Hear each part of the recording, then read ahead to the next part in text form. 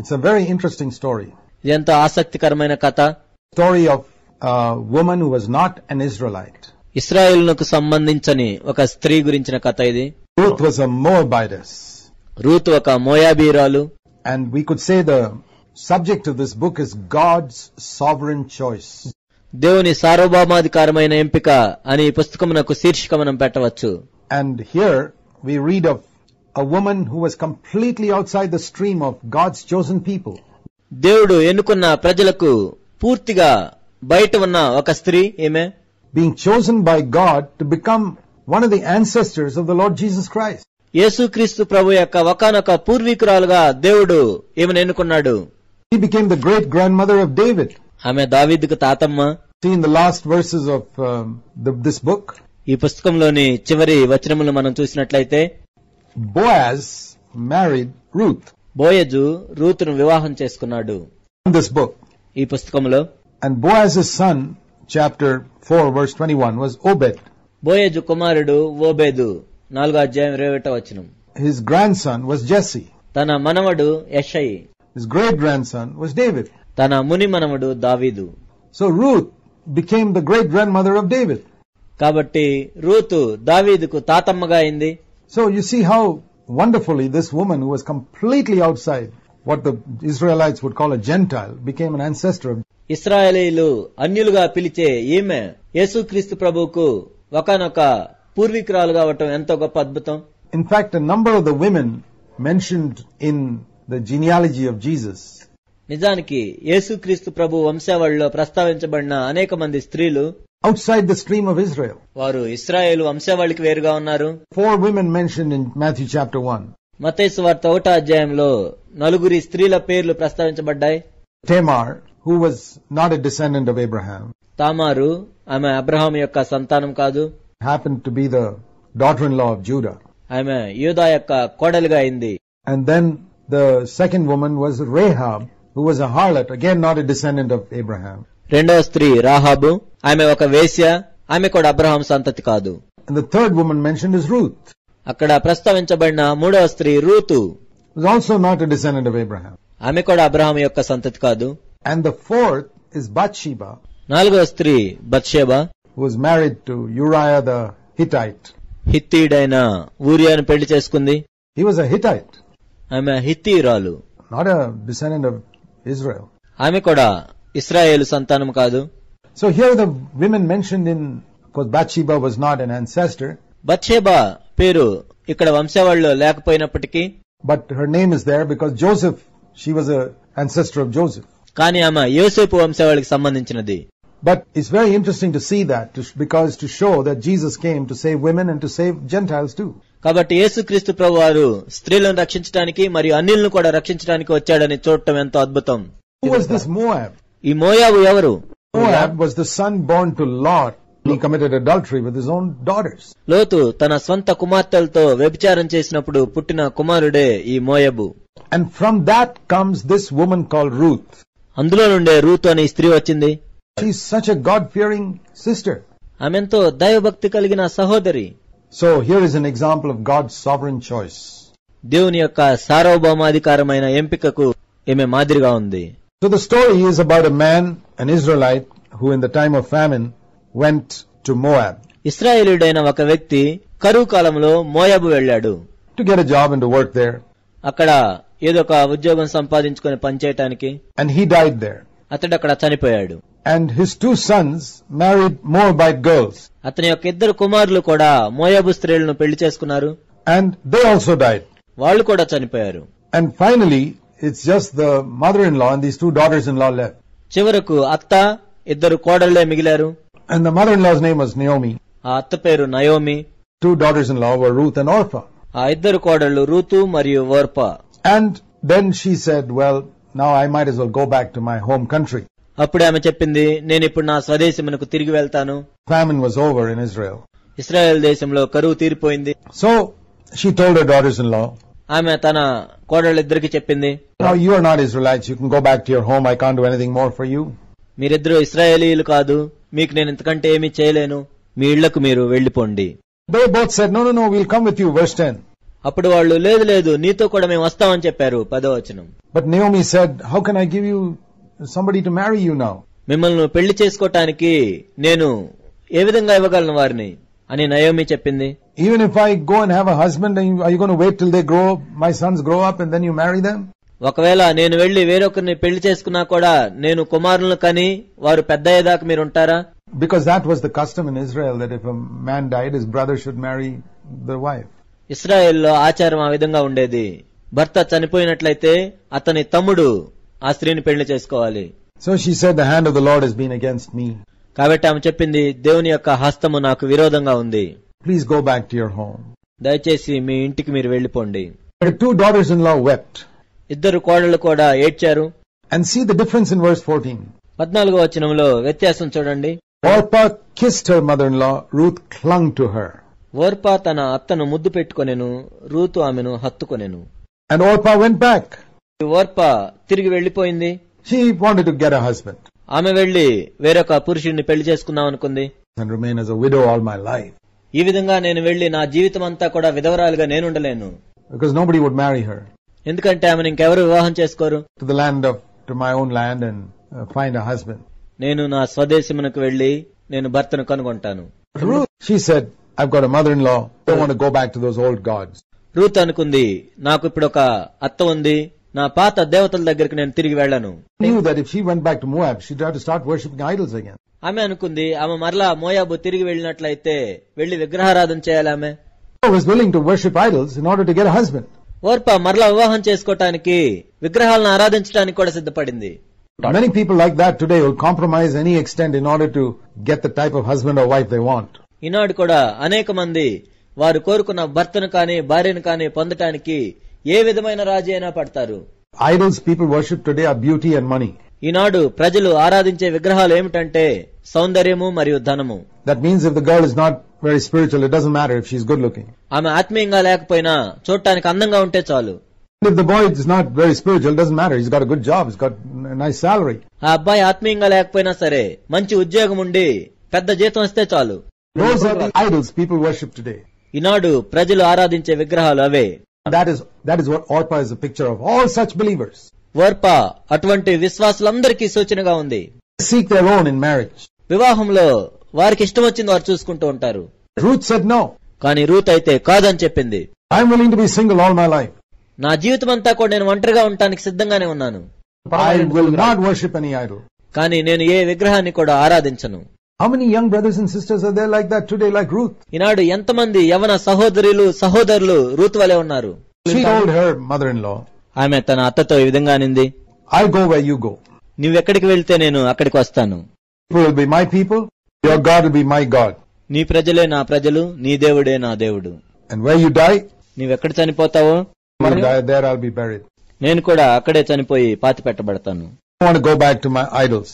నేను మరలా నా విగ్రహాల దగ్గరికి వెళ్లాలనుకోవటం లేదు. It's not just because she loved Naomi, her mother-in-law. కేవలం ఆమె తన అత్తను ప్రేమించిందనే కాదు, She wanted to go back to her old gods. ఆమె తన పాత దేవుళ్ల దగ్గరకు వెళ్లాలనుకోవటం లేదు. Idols. That's what she wanted to avoid. విగ్రహాలను ఆమె తొలగించుకోవాలనుకుంది. And Naomi said, okay. అప్పుడు నయోమి సరే అని చెప్పింది. So they came back to the land. వారు ఆ దేశమునకు తిరిగి వచ్చారు, Bethlehem. బెత్లెహేమునకు. And now, see the plan of God here. దేవుని యొక్క ప్రణాళిక ఇక్కడ చూడండి. Naomi had a relative, we read in chapter 2 verse 1. నయోమికి ఒక బంధువు ఉన్నాడు. 2వ అధ్యాయం 1వ వచనంలో దాన్ని మనం చదువుతాం. And a very rich man. అతడు చాలా ఆస్తిపరుడు. But he was also a bachelor. He was not married. అతనికి కూడా పెళ్లి కాలేదు. He was Naomi's closest relative. అతడు నయోమికి సమీప బంధువు. Now Ruth did not know anything about this. రూతుకు దాని గురించి ఏమీ తెలియదు. Ruth never knew such a person existed. అసలు ఆ వ్యక్తి ఉన్నాడని కూడా రూతుకేమీ తెలియదు. She just went back to follow the Lord. ఆమె తిరిగి వెళ్లి ప్రభువును వెంబడించాలనుకుంది. Because she went to follow the Lord, ఆమె ప్రభువును వెంబడించటానికి తిరిగి వెళ్లాలనుకుంది కాబట్టి God added to her, as you read in the story, a wonderful husband. మనము చదివినట్లుగా దేవుడు ఆమెకు అద్భుతమైన భర్తను సిద్ధపరిచి ఉంచాడు. And made her in the ancestral line of Jesus Christ. మరియు యేసుక్రీస్తు ప్రభు యొక్క పూర్వీకుల వంశంలో చేర్చాడు. But she discovered all that only after she had taken that decision. కానీ ఆమె ఆ నిర్ణయం తీసుకున్న తర్వాతే వాటన్నింటినీ కనుగొనింది. What Orpah lost. ఓర్ప ఎంత కోల్పోయిందో కదా, by choosing just to go and get married. ఆమె వెళ్లి వివాహం చేసుకోవాలనుకుంది కాబట్టి. Ruth chose to be single. Ruth ఒంటరిగానే ఉండటానికి నిర్ణయించుకుంది. God gave her a husband and gave her many other things. దేవుడు ఆమెను ప్రేమించి భర్తనిచ్చాడు మరియు అనేకమైన విషయాలనిచ్చాడు. The whole book about her in the Bible. దాని గురించి బైబిల్లో ఒక పుస్తకంగా కూడా ఉంది.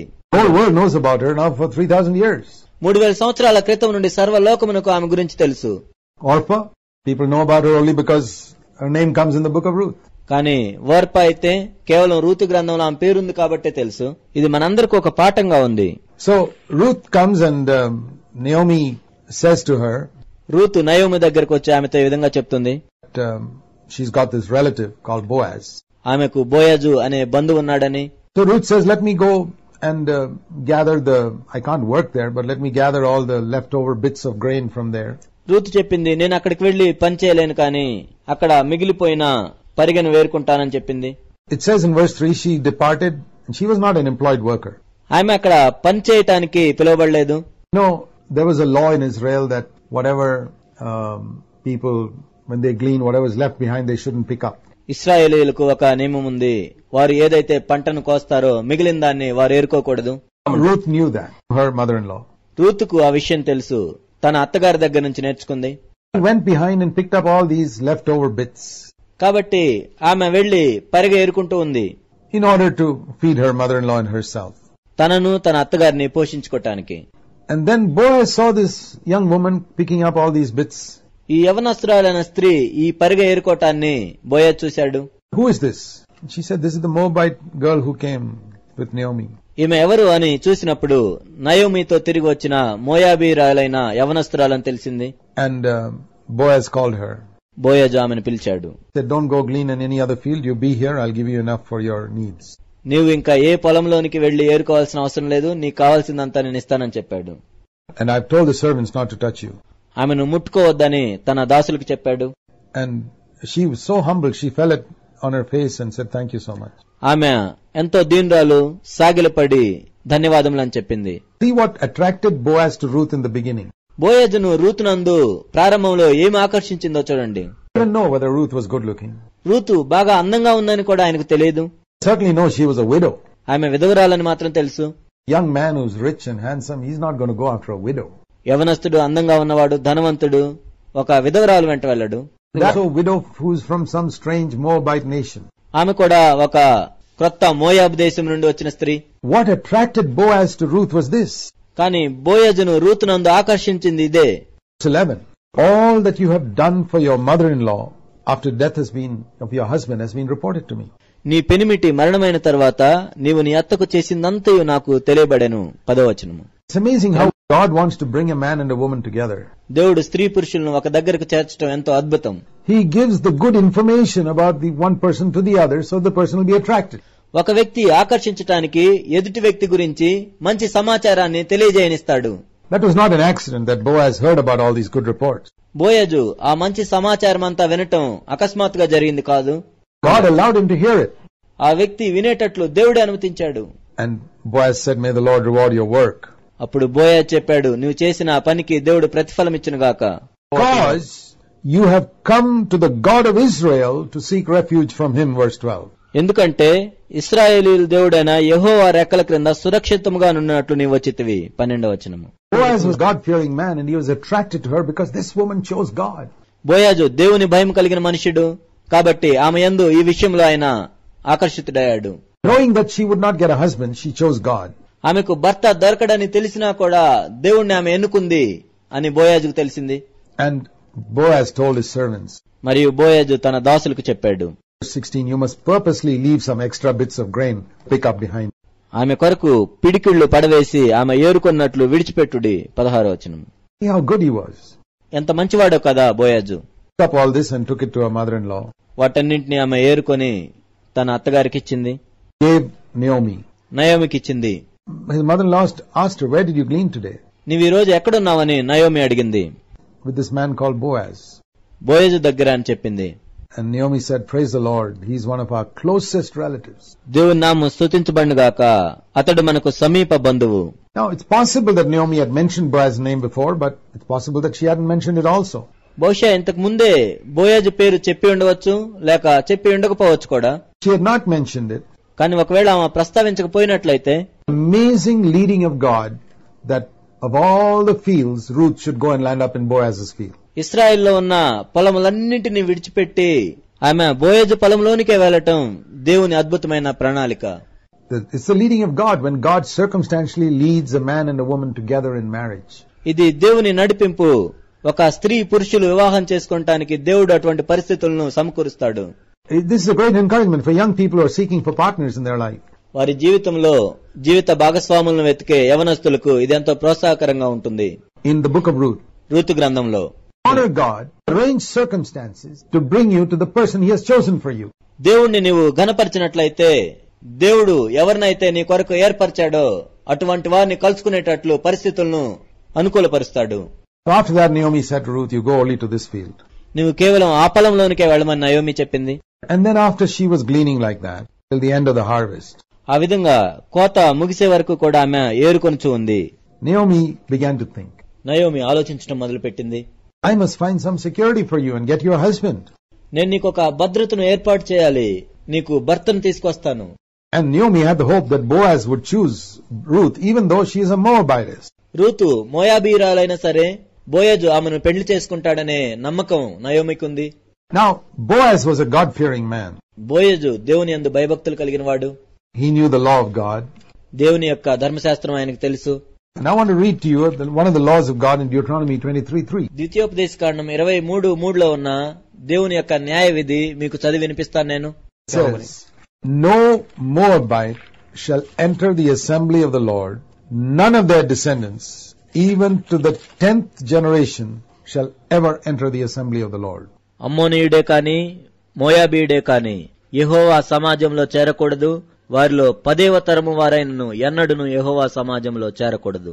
That means even if this Moabitess comes and marries an Israeli, ఈ మోయాబీయులు వచ్చి ఇశ్రాయేలీయులను పెళ్లి చేసుకున్నా కూడా, or a Moabite man marries an Israeli girl, ఒక మోయాబు పురుషుడు ఇశ్రాయేలు స్త్రీని పెళ్లి చేసుకుంటే, Israel, or Moabites come and live in Israel, లేక మోయాబీయులు వచ్చి ఇశ్రాయేల్లో నివసిస్తూ ఉన్నట్లయితే, become Jewish proselytes. వారు యూదా మతమునకు సంబంధించిన వారవుతారు. For 10 generations, కానీ 10 తరాలు still cannot enter God's house. వారు దేవుని సమాజ మందిరంలోనికి ప్రవేశించకూడదు. What about Ruth? First generation Moabitess. మరి రూతు సంగతి ఏమిటి? ఆమె మోయాబునకు సంబంధించిన మొదటి తరము. Only thing she had married a Israeli. కేవలం ఆమె ఒక ఇశ్రాయేలుని పెళ్లి చేసుకుందంతే. But Boaz set aside all that. కానీ బోయజు వాటన్నింటినీ పక్కన పెట్టాడు. He felt the leading of God. You may think, how in the world can God lead me? I've got so many disqualifications. అతడు దేవుని యొక్క నడిపింపునే అనుసరించాడు. కొన్నిసార్లు మనం అనుకుంటాం, ఈ లోకంలో నేను ఏ విధంగా నడిపించగలను, నాకు అనేకమైన అర్హతలు లేవు. You certainly don't have more disqualifications than Ruth. నీకు రూత్ కంటే ఎక్కువ అనర్హతలు లేవు. See how God led her. కానీ దేవుడు ఆమెను ఏ విధంగా నడిపించాడో చూడండి.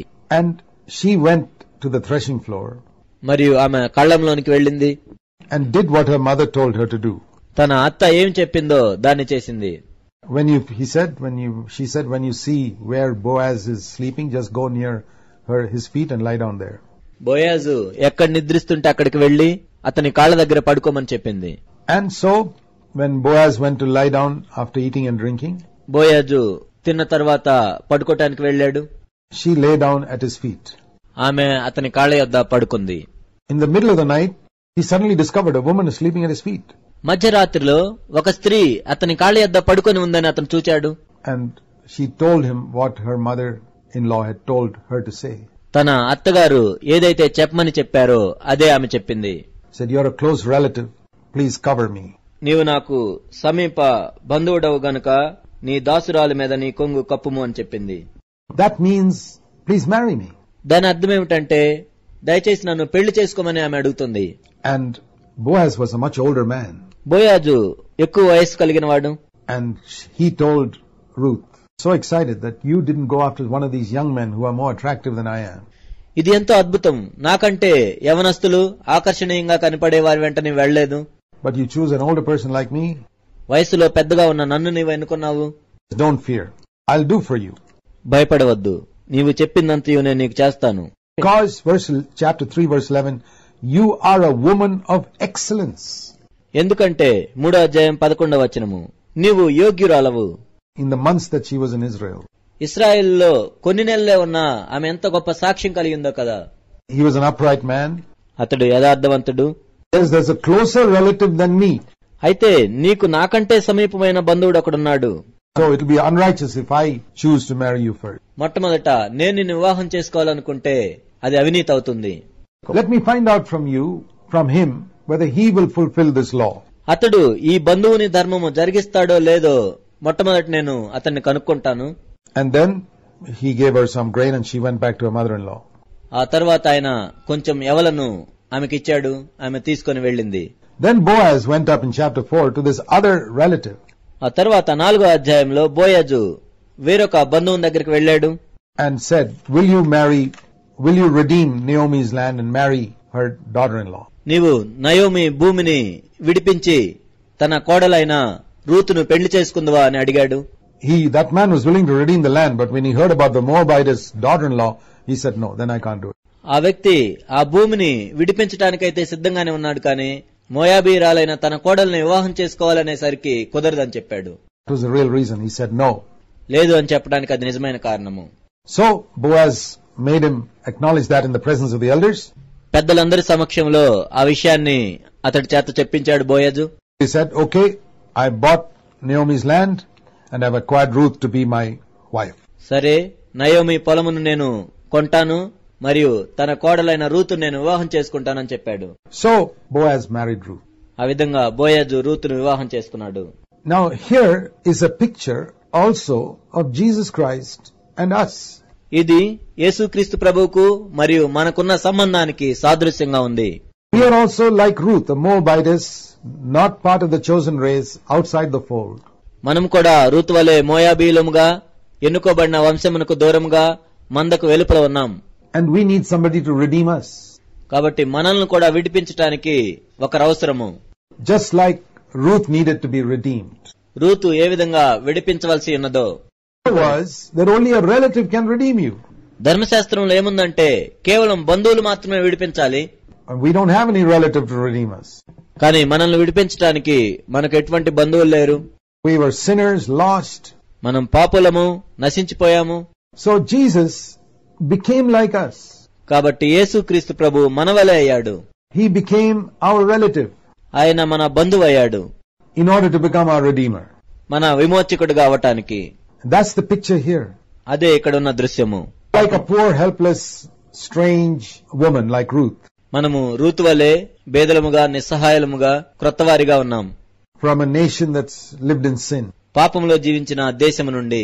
Worshiping various idols. విగ్రహములను ఆరాధిస్తూ. Rich, upright person. Boaz is a picture of Jesus. యేసుక్రీస్తు ప్రభువారు బోయజు వలె ధనవంతునిగా, యథార్థవంతుడిగా ఉన్నాడు. బోయజు యేసుక్రీస్తు ప్రభువుకు సాదృశ్యంగా ఉన్నాడు. How can these two marry? They don't match. మరి ఇద్దరు ఏ విధంగా వివాహం చేసుకుంటారు?